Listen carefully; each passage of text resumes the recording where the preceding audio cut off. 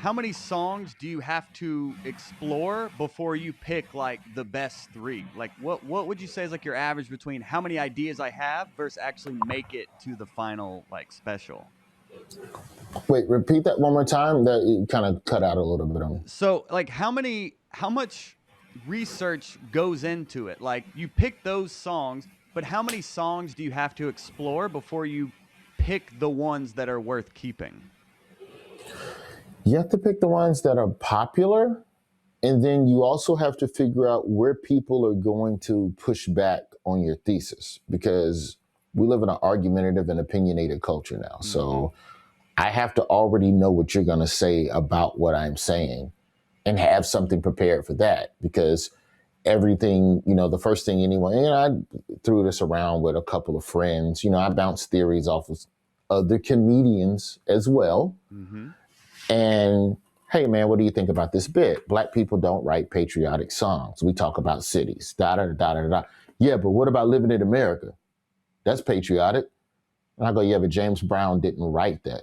Yeah, but nobody know that. They just know that he did it, so it's his song. No one cares about the songwriter. I go, that's a fair point. So now I have to figure out a way to still uphold my thesis while inserting "Living in America," and thank God the lyrics saved that bit. But there's sometimes so you'll do research and you won't get shit.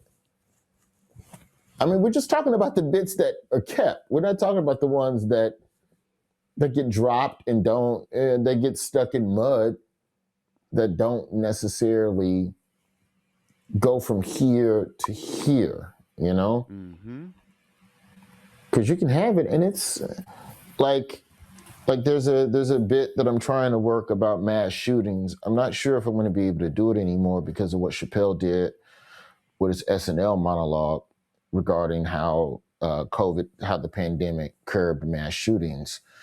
But the joke worked a lot better. This is terrible to say, but the joke worked a lot better when mass shootings were more of a regular occurrence in our country because they were at the forefront of people's minds. Mm-hmm. But now they aren't. We still know about mass shootings, but they're not as publicized because we were in an election year and then you got all the pandemic shit and it's only 30 minutes in a newscast. So that joke, which I thought was climate because there were so many mass shootings happening over the past 5 to 10 years, right? There was a good 2 or 3 a year, enough to where I could comfortably walk on stage and say mass shooting and know that people would be with me immediately. Where now that was then. The climate has changed. Maybe it'll be different, once the fucking vaccine hits or whatever. But I think for the most part, that's a bit that I'm gonna have to figure out a way to retool to get back into it, and I think it's for where that joke is right now, it's a long walk to make a point that I'm not even sure is worth even making anymore, just in terms of how the bit as a whole is about why racial profiling is good. And you start with that juxtaposition up front, and then you work your way back to justify it and how you have, there's another thing. It also ties in all the Karen shit and just white people calling the police on anybody looking suspicious. And so the basic premise that I'm trying to drive towards is just about how if you're going to profile someone, if you want to stop mass shootings, start profiling the people who have these fucked up haircuts.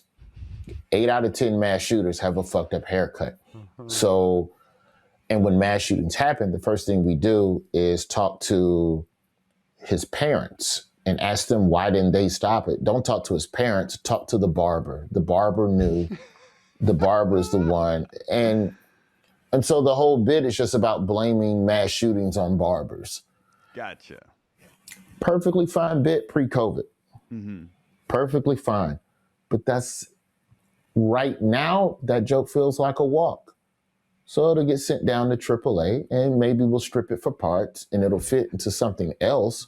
But it's not a bit like if I started going back on stage tomorrow and building my hour, I don't think I would do that bit. The part of the and so here's where shit gets fucked up, right? So because I lose that part of the bit, the other part of the mass shooting bit that is actually relevant and pertinent and is climate isn't strong enough because the barber shit was the fucking at the end. Gotcha.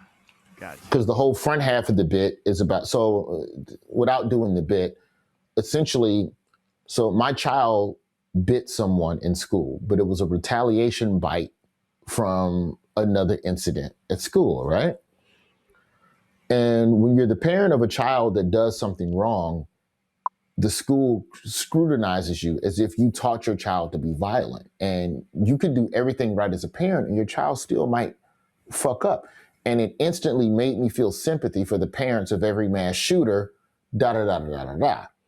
And so in that bit, what I'm essentially doing is going through most of the mass shootings that have happened in this country and looking at how the parents were treated in each mass shooting. And so when we talk about research, I had to go dig in the crates almost 20 years in mass shootings in this country and go, look, the kid at Virginia Tech, the Asian kid who shot up everybody at Virginia Tech 15, 20 years ago, his parents literally did everything they possibly could to keep him out of trouble. They sent him to programs. They sent him to make sure that he was talking to people, psychiatrists, therapists. He was doing all of that shit before he went and killed.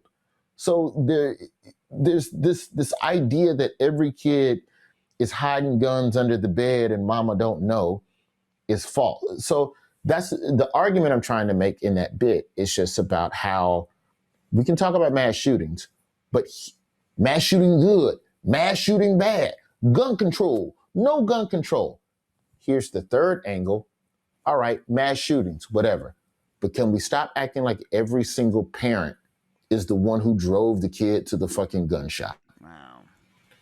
And that's the angle that I choose to approach mass shootings. Gotcha. And so, but you support that thesis with examples of where parents do. There's a shit ton of parents who are fuck ups.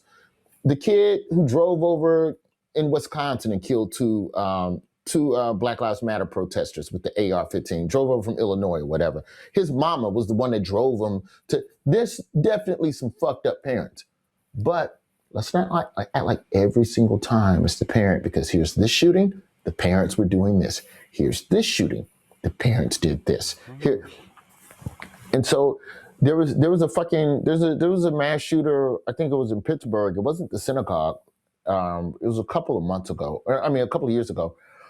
This guy was like fucking 50. He was 46, I think. He was 46 when he shot everybody, right? And people were still trying to blame his mom. And I'm like, she's fucking 70, bro. Like, she got him to 46. She did her job. You can't fucking blame her. You can't blame a 70-year-old for some shit a 46-year-old did. Mm-hmm. That ain't how the game's supposed to go. But I don't get that punchline unless I go and do all that goddamn research.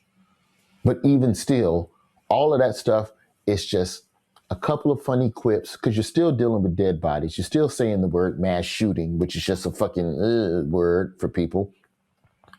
But the barbershop shit is the funniest part of that bit. Boom. All right. And in my opinion, the barbershop shit doesn't work. So if the barbershop shit don't work, all that parenting shit got to go down to AAA too, until we can get a better button on the end of that whole run. So some jokes are great, but they're just not ready, or it just doesn't fit, you know? Maybe it's the type of joke when there's another mass shooting, that's the joke that I can fucking reassemble real quick and just throw up online from a club set. Not everything's going to be on TV and be polished. Some shit's got to just be some Chappelle 846 type shit. And I hope that breaks down the process a little more, you know, but that's kind of how I try to construct shit. Oh yeah. I mean, you just put on a writing masterclass right there, my friend. Hot breath.